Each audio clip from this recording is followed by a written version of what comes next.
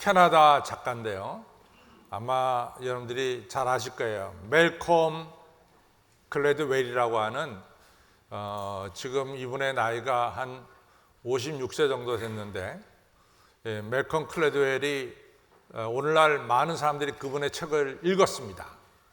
그분의 책 중에 이제 대표적인 책이 뭐냐면 아웃라이어라고 하는 이 책을 쳤죠. 어떤 분야에서든지 이 최고가 되려고 하면은 그 분야에 1만 시간의 투자가 있어야 된다, 이런 얘기를 한 분이 멜콤 글래드웰인데, 저는 굉장히 동조하고 있습니다. 왜냐하면은 제가 이제 젊어서부터 목회를 했는데 이 성경 말씀을 상당히 외우려고 애를 썼어요. 그런데 그렇다고 해서 외워지는 게 아니라 이같이 여러 해를 지나다 보니까 자연스럽게 성경 66권에 있는 말씀들이 머리에 기억이 되고 외워지더라, 이 말이죠. 그러니까 이 아웃라이어라 쓴 이 멜콤 글래드웰이 1만 시간의 투자가 있어야 된다라는 말에 저는 많은 동의를 하고 있습니다. 근데 이분이 한 글 중에, 이제 쓴 글 중에 저한테 이렇게 와닿는 글 중에 하나가 뭐냐면은, 우리가 이제 기억하고 있는 전쟁 중에 하나가 1990년에 있었던 이제 이라크하고 미국과의 전쟁이고, 또 1960년대에 있었던 베트남과 미국과의 전쟁입니다. 근데 이분이 이 전쟁을 가리켜서 다 이라크도 이 미국과의 전쟁은 골리앗과의 전쟁이고, 베트남도 미국과의 전쟁은 골리앗과의 전쟁이었다, 이렇게 얘기합니다. 사실 맞죠. 뭐 이라크가 미국을 어떻게 상대하겠어요. 또 베트남이 어떻게 미국이라고 하는 거대한 국가를 상대해서 전쟁에서 이길 수가 있겠냐 말이죠. 그러니까 골리앗과의 전쟁은 맞습니다. 이분이 쓴 글에 보면은, 근데 두 나라가 이라크나 베트남이 골리앗과 전쟁을 했는데 전쟁하는 방법은 서로 달랐다라고 하는 얘기예요. 첫째는 이라크는 미국과 전쟁할 때 미국이 쓰는 방법 그대로 전쟁을 했다는 거죠. 미국이 탱크를 밀고 오면 자기들 탱크로 대응하고, 미국이 폭격기로 나가면 이라크도 폭격기로 나가고, 이런 식으로 이제 전쟁을 했는데 그 전쟁은 100% 이라크가 패배했다라고 얘기해요. 근데 월남 이 베트남은 이 미국과 전쟁할 때 미국과 똑같은 방법으로 전쟁하면은 이건 필패, 틀림없이 전쟁에서 지는 거다라고 이렇게 생각을 했다는 거죠. 그래서 이제 그들이 전쟁을 할 때는 미국과는 다른 방법으로 전쟁해야 되지 않냐. 다른 방법이란 뭐냐? 첫째는 베트남 자기네 땅에서 전쟁하니까 베트남의 지리를 자기네만큼 잘하는 사람은 없다. 그러니까 자기네들은 베트남 자기 땅의 지리를 아주 100분 이용해야 되겠다. 그래서 한 것이 게릴라 전쟁이 됩니다. 두 번째로 베트남이 한 전쟁 중에 하나는 전쟁을 될 수 있는 한 오래오래 끌고 가야 되겠다. 빠르게 전쟁을 끝내는 게 아니라 하여튼 있는 힘을 다해서 전쟁을 길게 끌고 가야 되겠다. 그렇게 전략을 세웠다는 거죠. 그런데 베트남 전략이 다 들어맞았어요. 그래서 미국이 손들고 베트남을 떠날 수밖에 없게 됐습니다. 저는 그거를 읽으면서 느낀 게 뭐냐면은, 사무엘상 17장에 보면은 우리가 잘 아는 대로 다윗과 골리앗과의 싸움이 나오잖아요. 그때 다윗은 골리앗이 벌이는 전쟁을 그대로 행하지 않았어요. 골리앗은 이같이 갑옷을 입고 큰 칼을 차고 또 방패를 들고 그리고 이같이 전쟁에 나섰죠. 근데 맨 처음에 다윗도 사실은 어리니까, 그 갑옷이 없으니까 왕이었던 사울이 자기가 입고 있던 갑옷을 입혀줬어요. 또 방패도 주고 또 칼도 줬단 말이죠. 근데 사울은 엄청나게 큰 사람이거든요.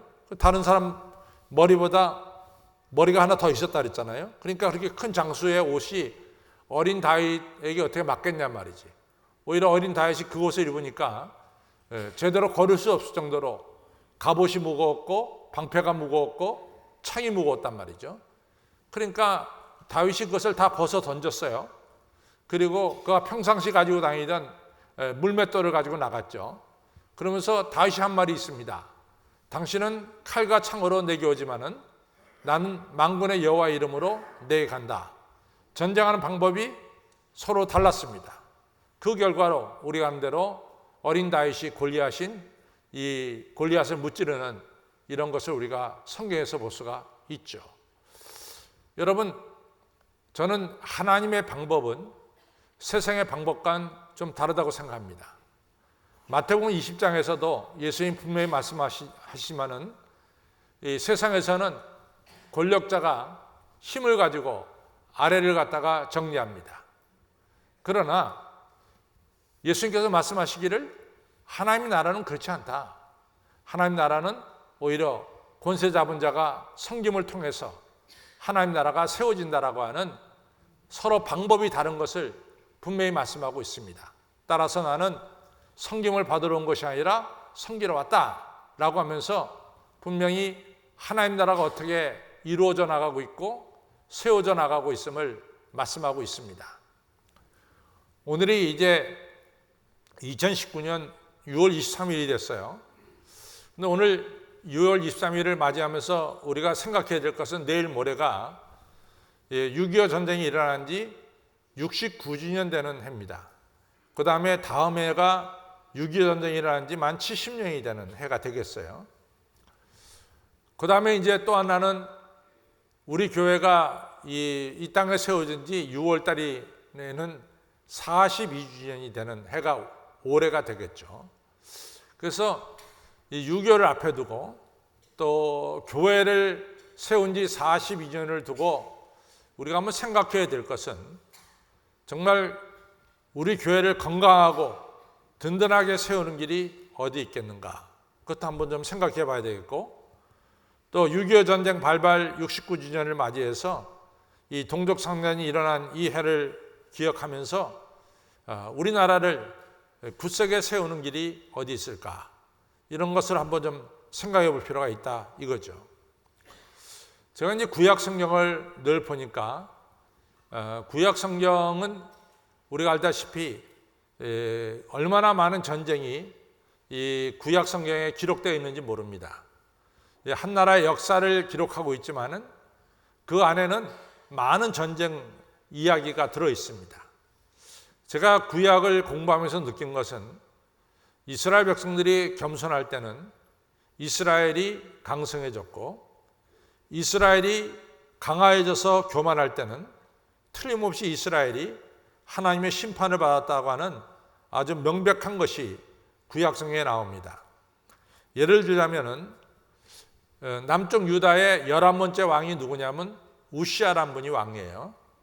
근데 우시아라는 왕이 11번째 왕으로 등극한 해가 주전 783년에 등극합니다. 그 다음에 그분이 죽는 해가 742년에 죽어요. 그래서 약 42년 동안 왕위에 있었던 분이 바로 이 우시아라는 왕이에요. 근데 여러분과 저가 이스라엘 지도를 보면은 우리나라하고 비슷해요. 남북이 길고 동서가 짧습니다. 우리도 백두산서부터 한라산까지 길잖아요. 그 다음 인천서부터 강릉이 이 백두산에서 한라산에 비해서는 짧습니다. 마찬가지로 이스라엘도 단에서부터 브에세바는 무척 길어요. 그러나 이쪽 가이사라에서 저쪽 끝인 길갈, 요단강까지는 상당히 짧습니다. 그래서 이제 이스라엘도 주전 922년에 나라가 두 쪽이 났잖아요. 북이스라엘과 남유다로. 예루살렘 바로 위로에서 우리가 말하는 소위 38선이 이스라엘로 그어졌잖아요. 근데 이스라엘 땅을 보면은 북쪽 땅은 상당히 기름진 땅이에요. 그래서 여러분들 이스라엘 갈 때 남쪽으로 가면은 네게브 지역, 광야 지역만 만나요.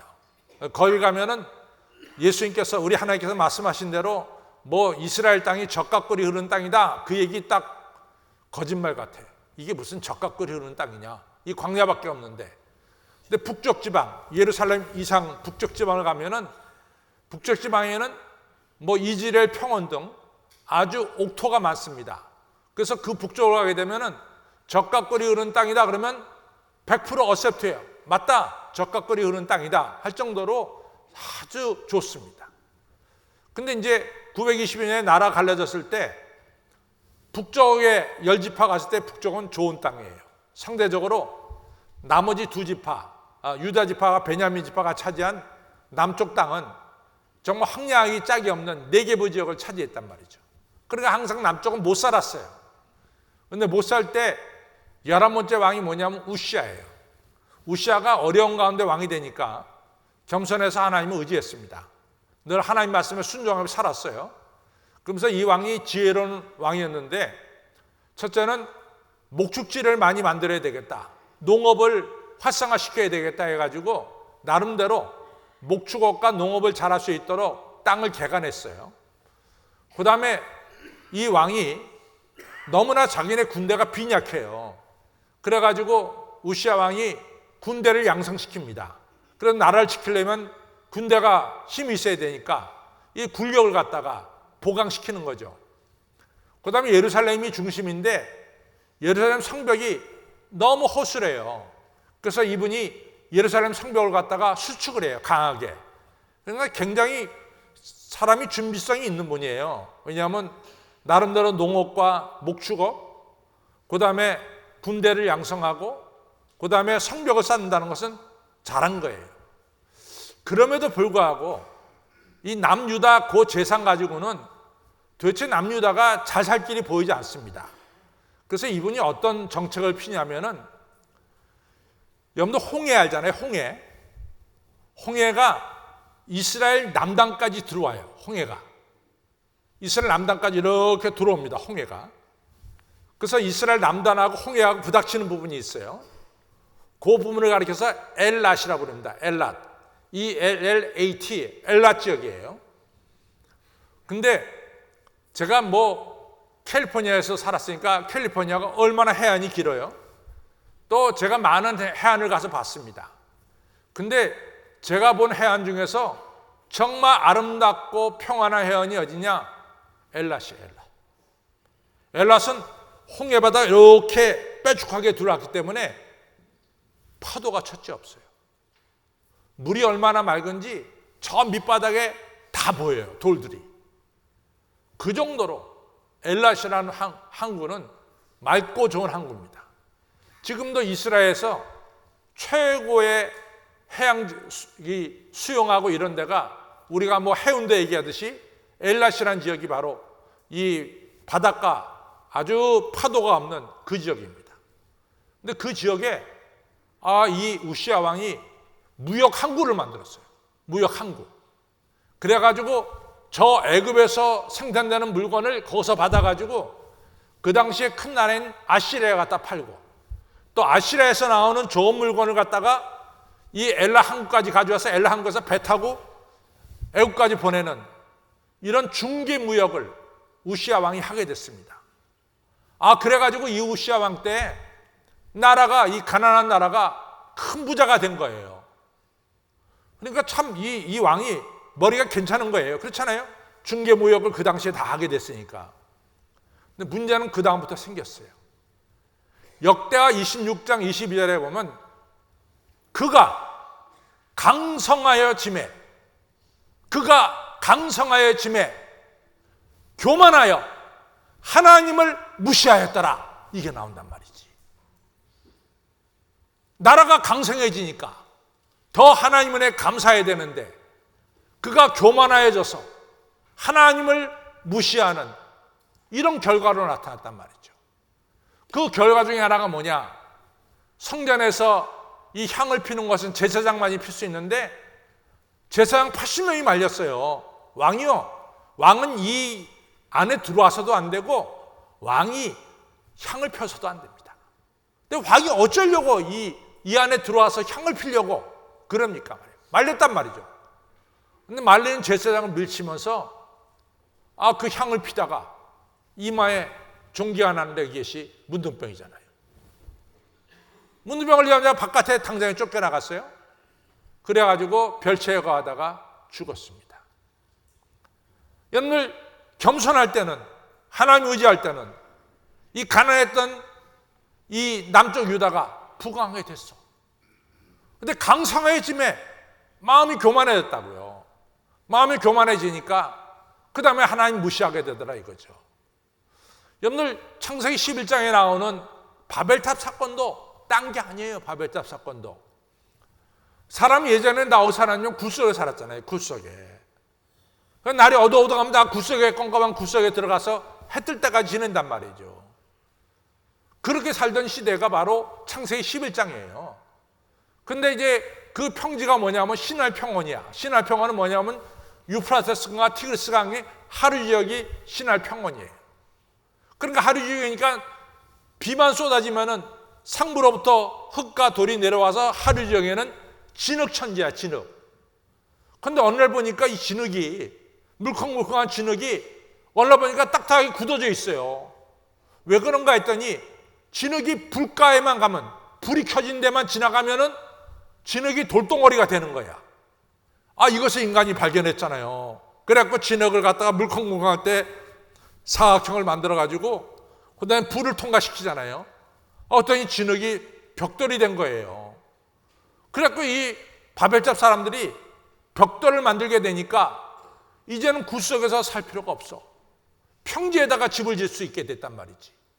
그래서 집을 짓기 시작한 거예요. 창세기 11장에 나오는 바벨탑 사건은. 그 다음에 벽돌과 벽돌 사이에 붙여야 될 때 우리가 말하는 소위 말하는 시멘트가 필요하잖아요. 벽돌과 벽돌을 붙이는 시멘트가. 근데 그것도 발견했어요. 역청이라는 걸 갖다가 발라놓으니까 이게 딱 들어맞는 거야. 그 역청으로서 이같이 빌딩을 짓기 시작한 거죠. 그래갖고 이 신할 평론에 있던 사람들이 야, 우리가 모여 사는 게 좋다. 모여 살자. 그럼 모여 살다 보니까 자연스럽게 뭐가 생겨요? 도시가 생기죠. 또 우리가 이같이 멀리 갔다가 돌아올 때는 이정표가 필요하니까 우리가 이같이 대를 하나 만들자. 그러니까 타워를 만들게 되잖아요. 성과 대를 쌓자. 그리고 우리가 함께 모여 살자. 저는 다 100% 이해합니다. 사실은 저는요, 이 대를 쌓다는 것에 대해서 별로 그렇게 이해가 팍 안 왔는데, 제가 작년에 이제 몽골에 갔다 오면서 느낀 게, 창세기 11장이 이 얘기구나 하는 것이 깨달았어요. 그 몽골 땅이 우리보다 훨씬 크잖아요. 근데 인구가 350만 밖에 안 살아요. 우리가 이번에 이제 의뢰 선교하는데, 이제 올란바토르에 한 150만이 몰려 살죠. 그러니까 우리가 그곳에 가서 의뢰 선교하는데, 거기 가보면 다 평원이야. 다 평원이라도 아스팔트 길이 없어요, 길이.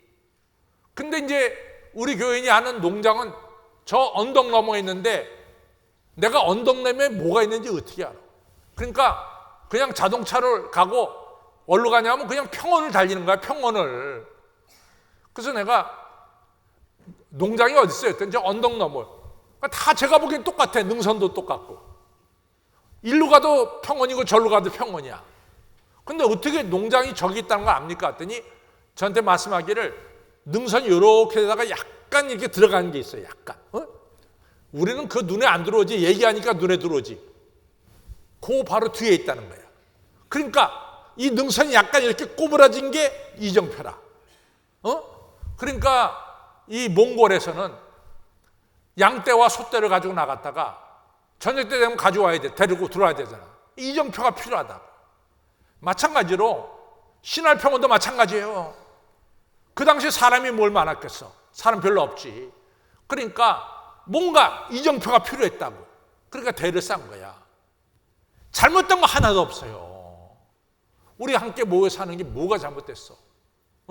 그 다음에 멀리 갔다가 이정표 대를 보고 타워를 보고 자기 사는 곳으로 돌아오겠다 할 때 뭐가 잘못됐냐고. 근데 거기서 잘못된 게 딱 하나 있죠. 성경은 높은 데를 쌓아서 우리의 이름을 내자 이렇게 얘기했는데 그거는 정말 우리 성경 번역의 오류입니다. 원문을 보면 절대로 그렇지 않아요. 거기 뭐라고 나왔냐면 Let us make a name for ourselves. 우리 스스로 우리의 이름을 짓자 이렇게 나와요. 이 얘기가 뭐냐? 여러분들 사실은 우리가 손주를 낳으면은, 우리가 자식을 낳으면은 살아계신 가장 큰 어르신 할아버지 할머니께 이름 지어달라 그럽니다. 그럼 할아버지 할머니가 며칠 몇 날을 연구해서 손주들 이름을 짓죠. 그건 뭐냐? 그래도 우리 집안의 가장 큰 어른은 할아버지 할머니입니다. 이게 암묵적으로 거기 들어있다고. 만약에 아들이 아기를 낳아가지고 아버지 어머니한테 묻지도 않고 그냥 아기 이름을 지면 그 아버지 어머니가 얼마나 섭섭하겠어요. 이름을 짓는다는 것은 이름을 지어주는 분이 이같이 권세가 있다는 거예요. 그런데 바벨탑 사람들이 평지에 집도 짓고 탑도 쌓을 정도로 문명이 발달되니까, 문명이 획기적으로 발달되니까 이제는 평지에 집을 짓고 태양을 받으며 살고 강가 옆에서 고기 잡으며 살게 되니까 교만해진 거예요. 하나님 필요 없다는 거야. 우리가 하나님 없어도 우리 스스로 얼마든지 잘 살 수 있다는 겁니다. 그것이 바로 창세기 11장에 나오는 바벨탑 사건이에요. 교만해지니까 어떻게 됐어? 하나님이 바벨탑 사건을 쳤잖아요. 그래가지고 무너뜨렸잖아요. 사랑하는 성도 여러분, 역사를 보면은 겸손한 자는 흥하고 교만한 자는 패하게 되어 있습니다. 저 따라서요. 겸손한 자는 흥하고 교만한 자는 패한다. 이것이 진리예요, 진리. 교만하면 자기 자랑을 많이 하게 돼. 교만하면 남을 무시하게 돼. 교만하면은 하나님을 무시하게 되더라 그 말이에요. 이게 교만의 순서야. 교만한 사람 보면 자기 자랑이 넘쳤어. 남을 깔봐. 거기서 끝나는 것이 아니라 그 밑바닥에는 전능하신 하나님을 무시하는 마음이 그 밑바닥에 있더라 그 말이죠. 여러분, 교회를 세우는 일과 여러분 한 나라를 세우는 일의 가장 근본적인 게 뭐냐? 서로 겸손한 거야. 서로 옆에 있는 사람들에게 이같이 친절하게 대해주고, 그것이 바로 교회와 나라를 세우는 귀한 일 중에 하나입니다. 겸손한 자는 흥하고 교만한 자는 패할 수밖에 없어요. 사랑하는 성도 여러분, 우리 어렵게 살 때 얼마나 하나님께 기도해서 하나님 잘 살게 해달라고, 우리 아들 딸 공부할 때 얼마나 우리 아들 딸 공부 잘하게 해달라고 기도했어요. 여러분들이 잘 살게 되고 여러분들 아들 딸이 잘 됐을 때 걔들한테 가르쳐 줄 게 있어요. 너희들 겸손해야 된다. 너희들 하나님 의지해야 된다. 이거 가르쳐 줘야 되는 거예요. 여러분들 인생이라는 게 우리가 얼마나 이 역사를 보면 얼마나 우리가 허무한 역사를 보게 됩니까? 사랑하는 성도 여러분, 여러분과 저는 겸손해야 될 줄로 믿습니다. 옆에 분들에게 겸손하게 삽시다. 시작. 내가 먼저 겸손하겠습니다. 시작. 그냥 대강하지 말고 좀 잘하시기 바랍니다. 두 번째로, 저는요 정 마음이 이번 주가 좀 씁쓸했어요. 뭐가 씁쓸했냐면은, 아니 시진핑이 평양에 가면 갔지 시진핑이가 신이야? 왜 이렇게 북한 분들이 많이 나와서 열렬하게 환영하냐고. 그 양반이 신이냐고, 신. 그 양반이 또 언제 실각될는지 몰라, 사실은. 근데 저는 시진핑이 만약에 한국에 온다, 우리는 안 그렇지. 오면 온 거고 가면 가는 거지 뭐. 그냥 우리가 보면서 너무 마음이 아팠어요. 시진핑이 북한을 살려줄 사람도 아니고, 그렇죠?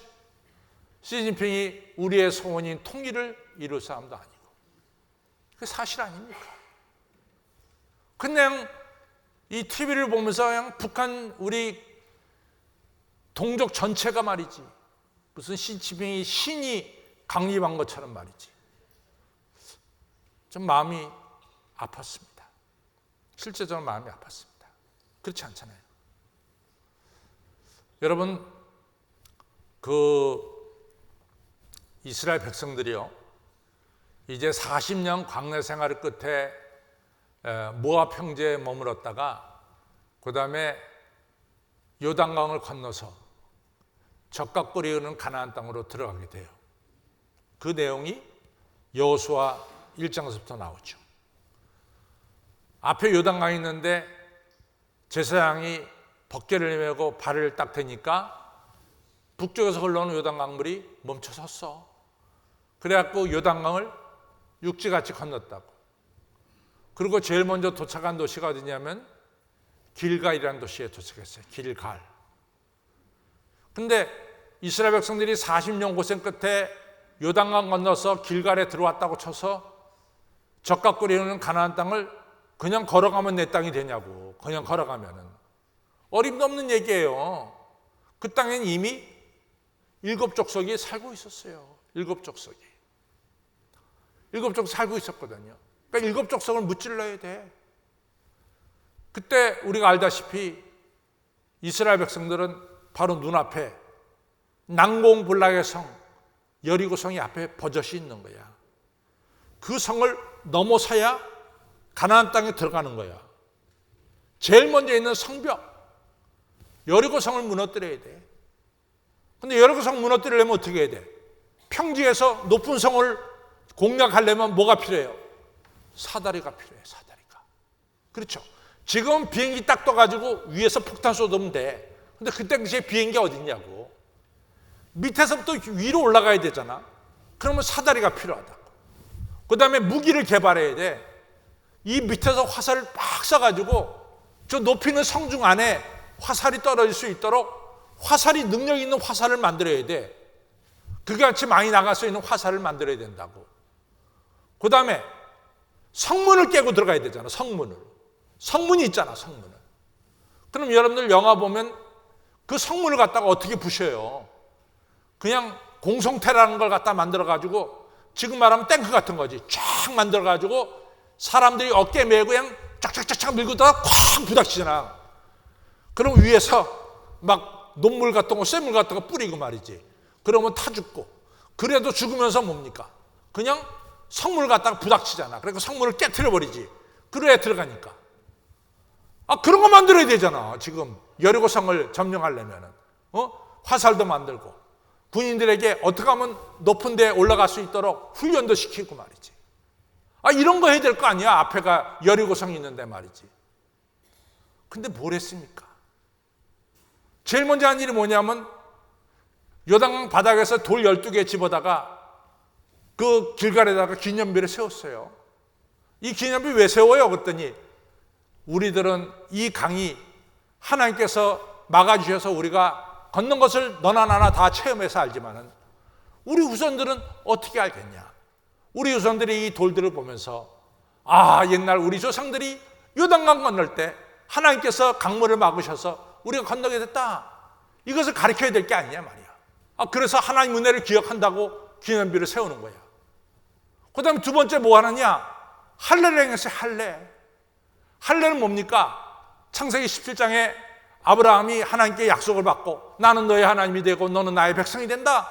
이런 분명한 약속을 받고 그 약속을 갖다가 몸에 흔적으로 남기기 위해서 행한 것이 뭐냐면 할례예요.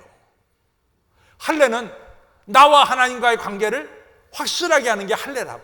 하나님은 나의 하나님이고 나는 하나님 백성입니다. 요 분명한 거, 하나님과 나와의 관계를 몸의 흔적을 지녀서 확실히 한 것이 바로 할례란 말이죠. 그러니까 이스라엘 백성들이 두 번째 한 게 뭐냐? 하나님과의 자기의 관계를 확실히 하는 할례를 행했어요. 세 번째 한 게 뭐냐? 유월절을 행했어요.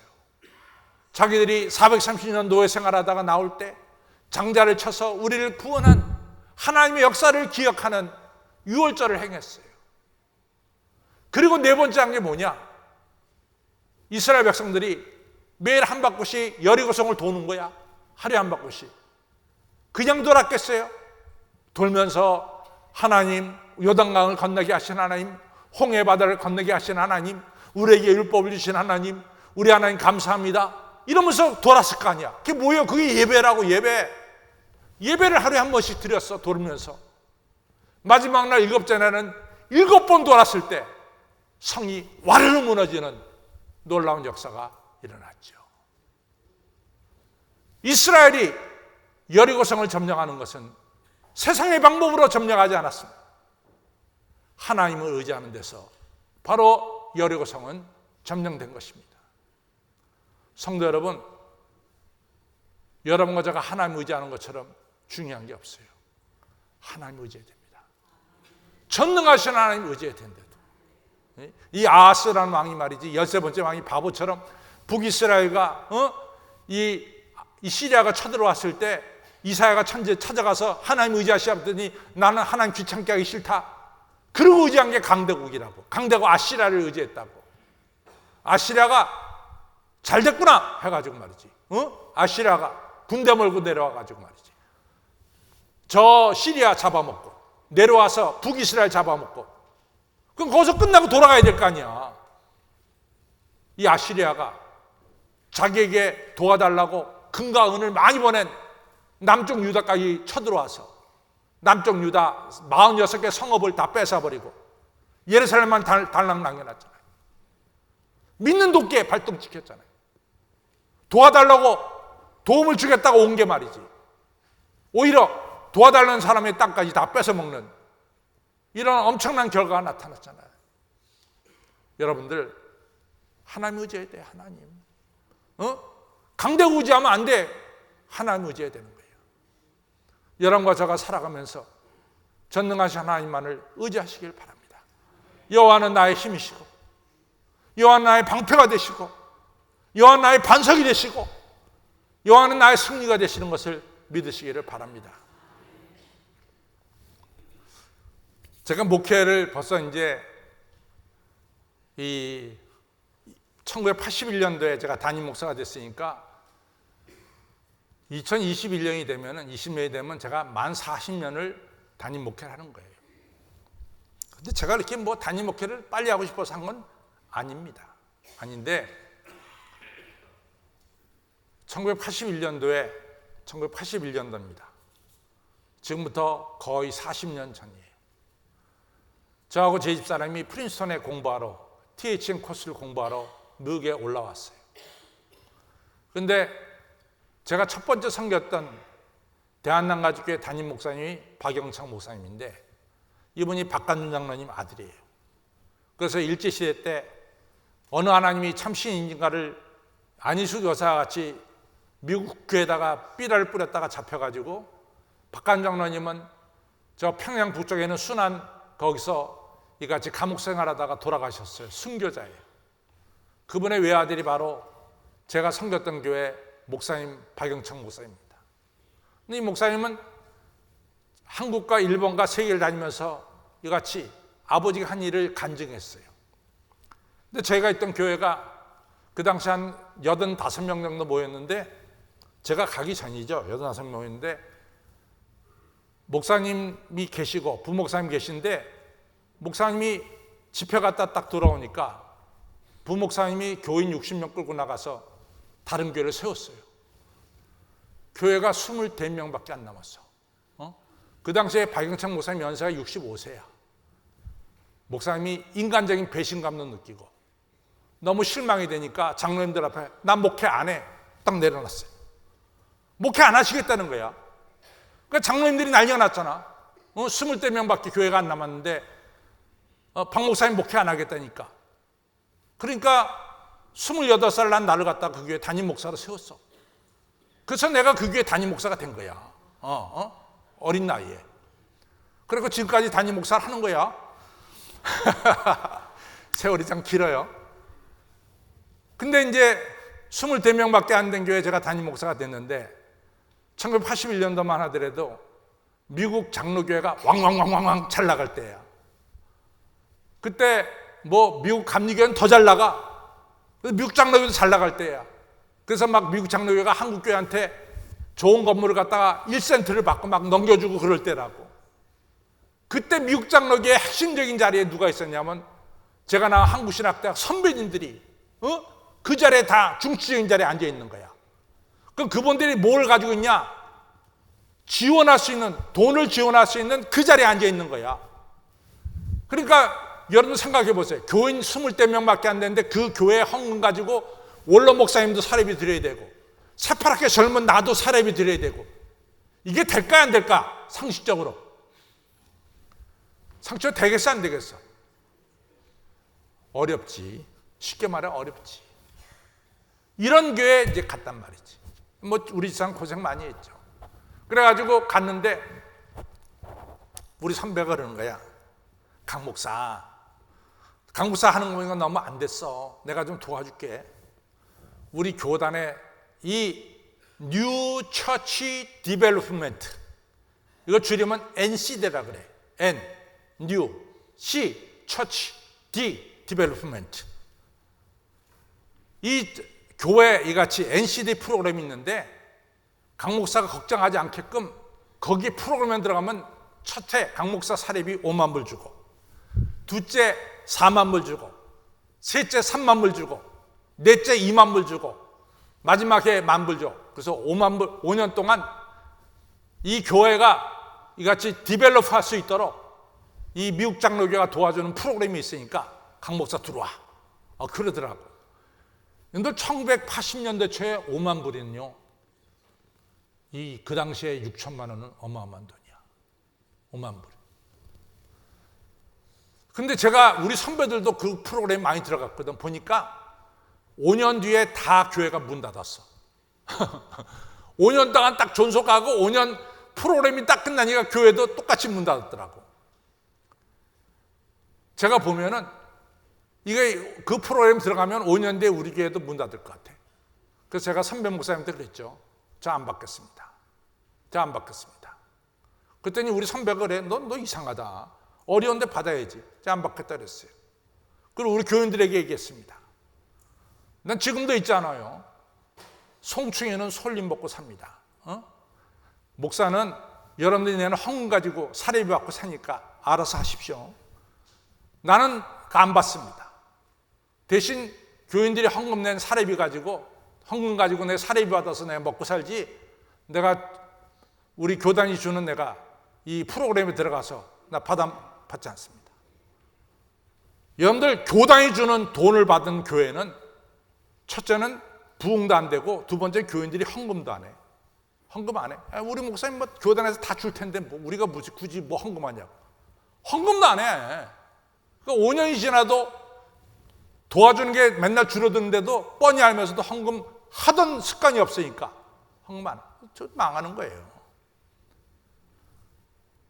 지금까지 목회하면서 제가 잘한 것 중에 하나가 그거 같아. 나 그거 안 받은 거. 정말이야, 잘한 것 같아. 처음엔 고생했지만. 여러분도 그렇습니다. 하나님 의지해야지. 누구를 의지해? 강대국 의지해? 강대국이 먹으세요. 시진핑 앞에 박수 많이 쳐. 시진핑이 북한 살려줄 것 같아. 무슨 얘기요? 우리나라를 살려주는 건 하나님밖에 없어요. 우리 교회를 세워주시는 것도 하나님입니다.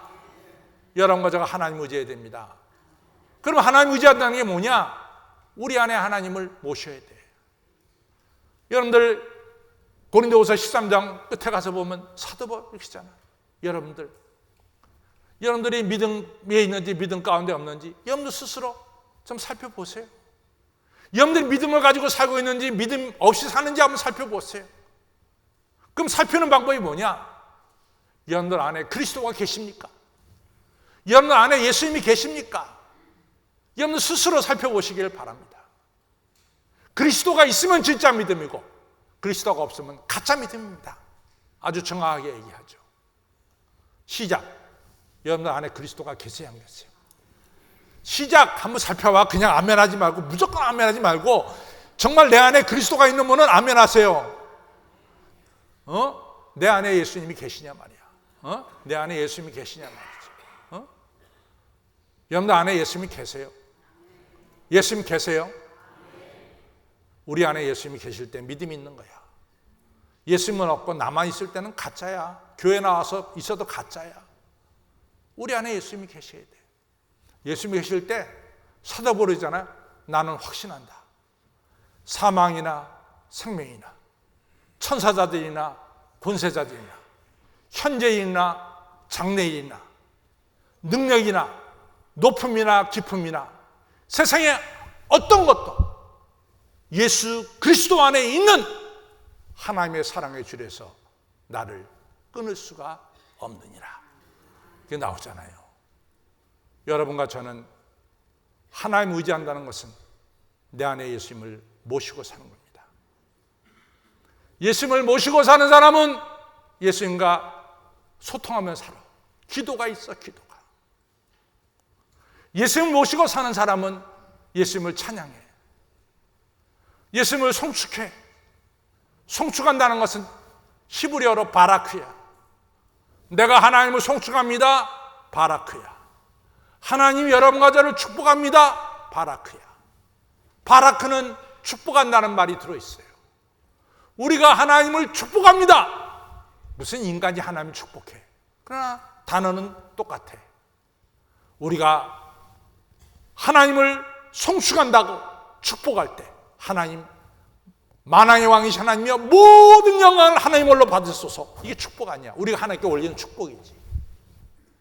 우리가 이 축복을 하나님께 찬양할 때 하나님 그 축복을 받으시고 여러분과 저에게 30배, 60배, 100배의 축복을 되돌려 주시는 것을 믿으시기를 바랍니다.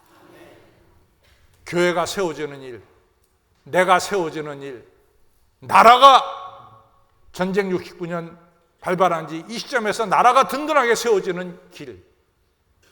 첫째는 겸손해 있습니다. 교만하면 안 돼. 겸손해 있어요. 두 번째는 강대고 의지하지 않고 하나님 의지하는 데 있습니다. 하나님 의지한다는 것은 내 안에 예수님을 모시고 사는 거죠. 예수님과 소통하고 기도하고 예수님을 찬양할 때 하나님께서는 우리도 세워주시고 한신교회도 세워주시고 대한민국도 세워주실 줄로 믿습니다. 다 같이 일어나 찬송가 446장 부르겠습니다.